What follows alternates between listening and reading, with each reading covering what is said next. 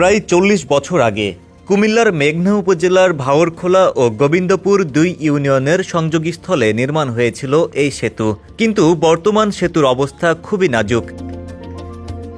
খুলে পড়েছে পলেস্তারা, বাইরে ঝুলছে লোহার রড। ৪ পিলারের সেতু এখন দাঁড়িয়ে আছে ৩ পিলারে।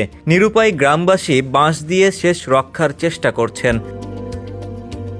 ঝুঁকি নিয়ে এই সেতু দিয়ে চলাচল করছেন ২০ গ্রামের কোমলমতি শিক্ষার্থী সহ হাজার হাজার মানুষ। আমরা যে একটা সিবাত পইরা রইছি, একটা রুগী লইয়া যাইতারি না মেডিকেল, একটা রুগী নিতারি না, রুগী বাইক মইরা জায়গা। এই ব্রিজের লেগে গাড়ি আইতারে না, এই বলতে একটা ব্রিজ, পশ্চিম দিয়ে একটা ব্রিজ। আমাকে অনেক অসুবিধার মধ্যে আমরা সিবাত পইরা রইছি। এই যে ফলাফাইন স্কুলে যাইতে পারে না এই ব্রিজটার কারণে, রাস্তার কারণে। এমন কয়েকবার আমরা কত কিছু করে নিয়েছে।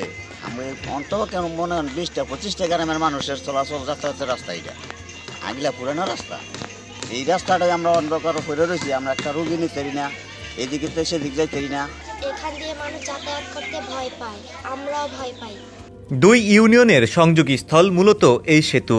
স্থানীয় ইউপি চেয়ারম্যানের দাবি, উপর মহলের অবহেলার কারণেই বছরের পর বছর পার হলেও সেতুটি আর নতুন করে নির্মাণ হয়নি। সেটি বিদেশি অর্থায়নে হওয়ার কথা ছিল, কিন্তু শেষ পর্যন্ত আসলে আমাদের উপর মহলের তদবিরের, আমি মনে করি তদবিরের অভাব ছিল, সেই কারণে হয় না। আমাদের তদবির ছিল এখান থেকে পাঠানো এবং ওখানে খোঁজ খবর নেওয়া, আমরা প্রতিনিয়ত নিয়েছি।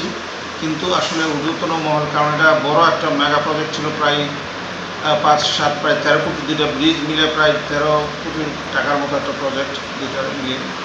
সেই জন্য আসলে বিদেশি অর্থায়নে হওয়ার কথা ছিল, শেষ পর্যন্ত দেরি হওয়ার কারণে এই অর্থায়নটা চলে গেছে। তবে সম্প্রতি সরেজমিন ঘুরে উপজেলা এলজিইডি প্রকৌশলী দিলেন আশ্বাসের কথা। পরিদর্শন করেছি, ব্রিজটি খুবই ঝুঁকিপূর্ণ, রেলিং নাই, নিচের কলামগুলিও খুব দুর্বল হয়ে গেছে। এই ব্রিজটি আমি ইতিমধ্যে প্রস্তাব প্রেরণ করেছি এবং ডিপিবিভুক্তর আওতায় রয়েছে। অচিরেই এই ব্রিজের প্রাথমিক সমীক্ষা শেষ হয়েছে এবং অচিরেই ব্রিজের নির্মাণ কাজ ইনশাআল্লাহ শুরু হবে। আর শুধু আশ্বাস নয়, দ্রুত সেতু নির্মাণের বাস্তবায়ন দেখতে চায় গ্রামবাসী।